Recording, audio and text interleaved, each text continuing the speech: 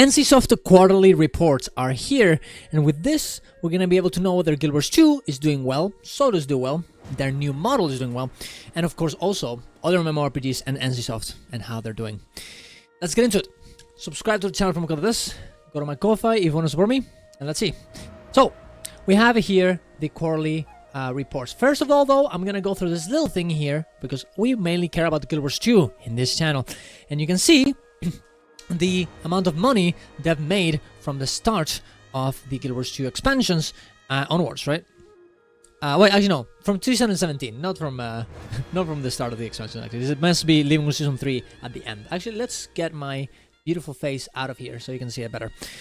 You can see here quarter 1, 2017. You can have Path of Fire here with the quarter 4. Insanely blasting here because of all the sales of the expansion. You have here Icebird Saga, and you have End of Dragons here. You can see that End of Dragons didn't sell as much as Path of Fire. Of course, Path of Fire had a lot of the mounts and everything, so it's very popular. But overall, it seems like even though there's a huge spike here on Path of Fire, you can see that the the following patches they were not that powerful. They were not that good. But you can see here how Sodo is actually doing insanely well, almost to, Path of Fire numbers, way bigger than the following patches, and definitely kind of like EOD numbers. And EOD took a good amount of time to actually develop, so it seems like this is working very well. The new system of doing an expansion a year seems like it's doing pretty well. Now, a lot of people have talked in my chat about this and how they actually don't really find this a positive thing, as Sodo is not the best expansion overall. And I'll definitely tend to agree, but I think considering what we have seen of Jantei Wilds and the amount of features, it seems like Sodo is the odd one out. It doesn't seem like we're gonna get more Sodos over and over. And the fact that they're actually making money out of this new system means very positive things for the game. Hopefully also more content, more development, more hirings, and a better future for the game. Now, let's go and see the quarterly releases of everything else, right? So you can see here, you have all of the breakdowns in terms of quarterly profits from back in other in other quarters in 2023 and 2024, and it seems like overall, NCSoft is down 7% in the sales and in the quarter, and 16% yearly. So they're actually not doing very well. You can actually go check the NCSoft stock, and you can see how it is actually in the last 6 months not been doing very well. You can see here as well a huge, well, how to say it, downward trend, I guess, an anti-spike, I guess you could say, here on the at the end in August 1st. I'm not really sure why this has happened.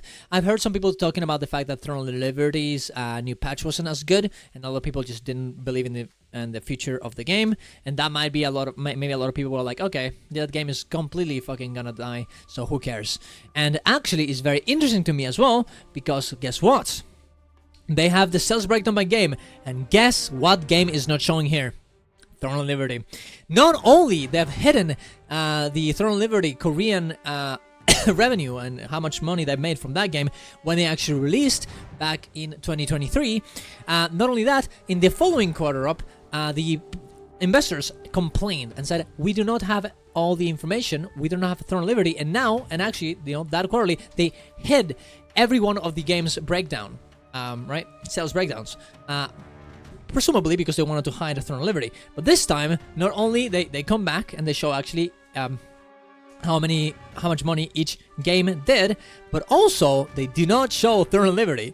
So I'm not gonna lie, I was not really expecting to actually play that game, but considering everything that's happening, it just really seems like it's gonna it does not have a very good feature for it. That being said, they're talking about some mobile game sales and how they're also down, apparently to adjustments in business activities. But it also seems very interesting, and it's always been the case with NCSoft. Mobile games generated 59% of the total sales. So mobile games are honestly the ones that are really making money for NCSoft. Legacy PC online games posted Korean won 86 billion in sales, down 6% for the last quarter, less, of course. And PC only games accounted for 23% of the total sales, so only 23%. Now, it is interesting to see though that Guild Wars 2 is doing pretty well. They actually, as you can see here, yeah, the last quarter was better than this one. I'm wondering why.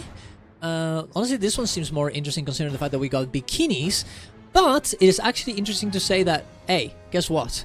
The bikinis might actually appear in the next quarter, as this was at the end of June, 25th of June, and the quarter ends at the end of June. So all the bikini sales might actually end up in the next quarter instead of this. That being said, regardless, it seems like we're doing pretty well, just a little bit behind the last quarter, and so it seems pretty good. And the expansion is coming out very soon, so the consistency in terms of how much money they're making is very well. Yeah, it's very good. And you have sales for region. Of course, it doesn't really make it doesn't really matter that much. NA and EU is only Guild Wars 2 essentially. You can see that it's just overall being very steady, and everything else is just, you know, hey, you know, regions that we don't really care about that much, and at the end of the day, they're just pay-to-win games that NCSoft has, so it doesn't really matter. And the cost breakdown, it seems like they're overall going down in how much money they're actually using to develop these games, but it seems like marketing expenses increasing 152% on this quarter. Due to large-scale game updates and advertising for the new titles. So I'm guessing we're gonna get some good advertisement for Guild Wars 2, and of course also this obviously, I'm thinking, you know, it also includes Throne of Liberty's expenses in terms of marketing. But we'll definitely have to see. Overall, for Guild Wars 2, seems very good. For NCSoft, maybe not so much. But overall, for me, and how I've been seeing this how much money Guild Wars 2 is making, and the future of it, it seems very, very positive. We're definitely gonna have to see how it ends up, what the quarter 3 is gonna be, mixed with the pre-order expansion pre-orders, mixed with the actual purchases of the expansion, and also the bikinis, as the bikinis probably made a lot of money for Arinet. Maybe, you know, who knows? Maybe we can achieve a better number than we got on Path of Fire right here. Who knows? It'll be kind of interesting. It'll be kind of fun. We'll definitely have to see. But thank you very much for watching us. Tell me if I missed anything. If there's any other information that you might have uncovered that is interesting for this kind of from this kind of stuff. And of course, subscribe to the channel. Go to my Twitch to watch me live. Go to my Ko-Fi if you want to support my content. And see you guys around. Love you all. Bye. Bye.